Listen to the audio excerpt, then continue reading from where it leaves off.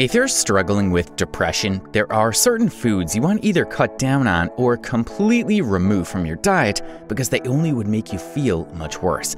Is alcohol one of these foods? What does research say about ice cream? Should you stop taking coffee? In today's video, we'll be looking at 7 foods you've got to avoid and 7 foods to replace them if you have depression. We'll start with the foods to cut down on or avoid completely. Number 1, alcohol. The irony with alcohol is that some people use it to escape depression, and it does work. How? Well, it's common knowledge that alcohol makes you happy. However, because heavy alcohol consumption basically rewires the brain, the feelings of happiness don't last for long. So while you might feel somewhat happy halfway through drinking, you'll end up feeling depressed, anxious, and angry once you're done. Not to talk of the terrible hangover you'll have to battle with the morning after. Also, the heavier you drink, the more alcohol you'll need to get even to that point where you feel some kind of happiness, and the cycle just keeps on getting worse. That said, we're not saying you have to completely avoid alcohol. A couple of drinks when you're out with friends or in a celebratory mood is just fine, but don't take too much and never get drunk. Number 2, sodas and fruit juices. Alcohol is not the only drink you want to avoid if you're struggling with depression. Sodas too. Sodas contain way too much sugar, and all that sugar will quickly hype you up and just as quickly crash you right back down. That crash could even leave you feeling worse than you felt before you had the drink. And to make matters worse, sodas don't offer any kind of nutritional value. They're basically just roller coasters that make you throw up at the end. On the other hand, fruit juices are objectively a healthier option considering that they contain some fiber and a couple of vitamins and minerals. However, those commercially packed fruit juices also contain an ungodly amount of sugar that has the same effect on you that sodas do. So instead of drinking fruit juices, eat the fruits.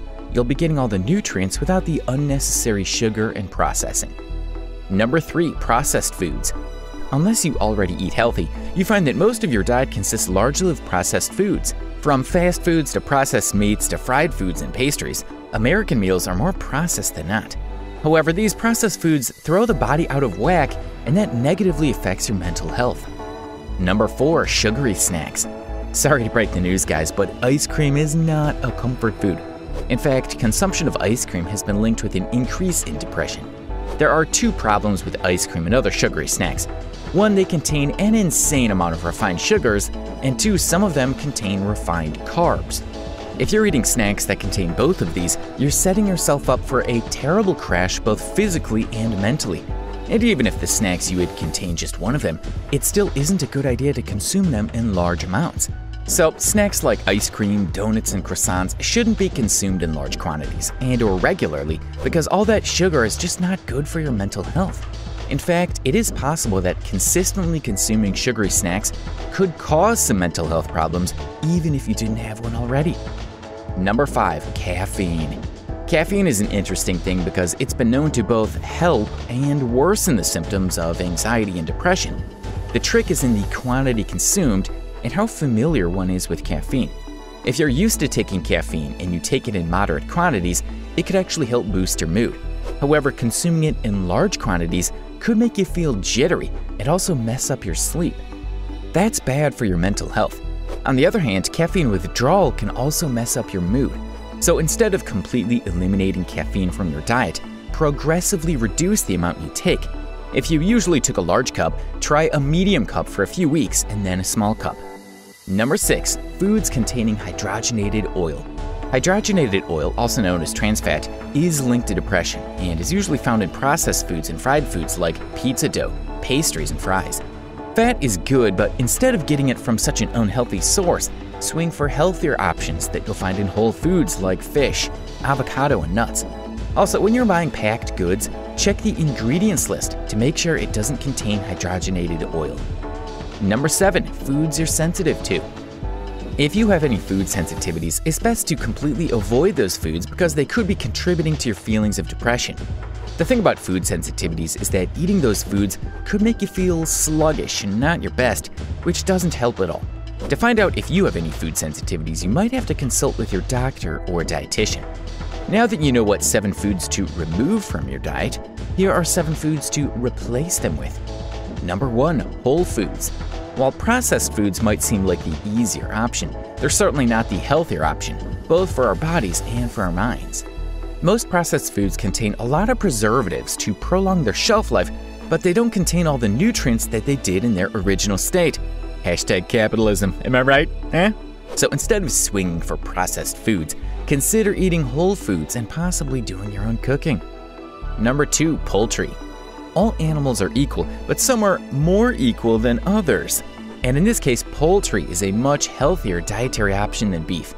Chicken and turkey are both good sources of lean protein, and lean protein helps to balance out blood sugar levels, which in turn stabilizes one's mood.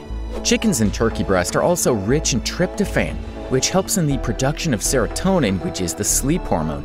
And we already know the wonders that sleep does to our mood. Number 3, nuts. Nuts are an amazing thing. They're packed with a healthy amount of omega-3 fatty acids, which are important for both heart health and brain health. They're also really high in protein, which, as we said earlier, helps to regulate blood sugar levels, which results in a more stable mood. Studies have shown that consuming nuts also leads to an increase in levels of energy, hope, enthusiasm, and interest in activities.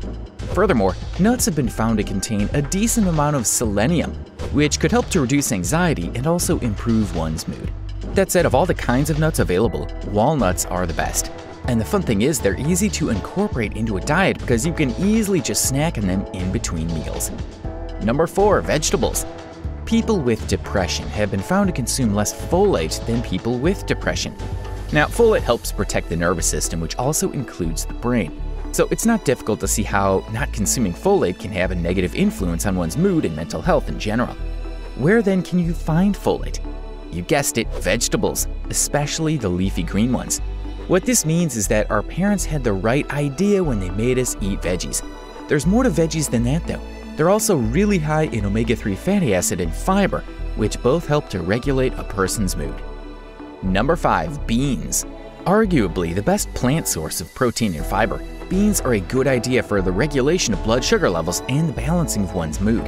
A sour mood could very well be a result of ever-changing blood sugar levels, which is why you want to get as much healthy protein as you can to regulate that. Aside from protein and fiber though, beans are also really high in folate, and we've already pointed out the importance of including folate in your diet. In addition to those, folate also helps in the production of blood cells and helps to break down protein. Of the different kinds of beans, chickpeas are known to contain the highest amounts of folate, 100% of the daily recommended amount in just 1 cup. So you could consider them your go-to beans. Number 6, probiotics. Over time, research has shown that what goes on in our gut can significantly affect our mental health. Certain microorganisms in the stomach, especially probiotics, help to regulate one's mood by reducing body inflammation, producing the feel-good neurotransmitters, and giving us the boost we need to react to stress. Now, while probiotics are naturally occurring bacteria, there are some foods you can eat to get even more. Some of these foods include kefir, yogurt, kimchi, tofu, and kombucha. Number 7, seeds. We should first of all clear the air here. By seeds, we're not referring to fruit seeds. We're referring to such foods as chia seeds and flax seeds. Well, like most of all the other kinds of food that have been mentioned in this video, seeds are a great source of omega-3 fatty acids, which we already mentioned are good for the brain. Just 1 tablespoon of chia seeds gives you about 60% of your daily omega-3 recommendation, while 1 tablespoon of flax seeds offers you about 40%. Additionally, there are other seeds like squash seeds that are really high in tryptophan. Tryptophan is something else we've talked about. It's also present in poultry breasts and helps to boost serotonin. And just so you know, squash seeds have a higher concentration of tryptophan than poultry breasts. With all that's been said, it is important for us to point out here that absolutely no diet has been known to alleviate or cure depression. However, removing or reducing or adding increasing certain foods, as have been mentioned in this video, can really help to improve your overall well-being, both physical and mental. That said, while deciding to eat healthier is always a good idea, you might want to consult your doctor and dietitian to help you create a diet that would be best suitable for you. Also, bear in mind that changes might not happen immediately. Try to remain consistent and patient with yourself. However, if you've been on a particular diet for a while and you still haven't noticed any changes at all, go back to your doctor for a reevaluation. Comment down below your thoughts, give this a like, share with your friends, and don't forget to hit the subscribe button and notification bell to keep you updated for more interesting facts, tips, and ideas from SmartVille.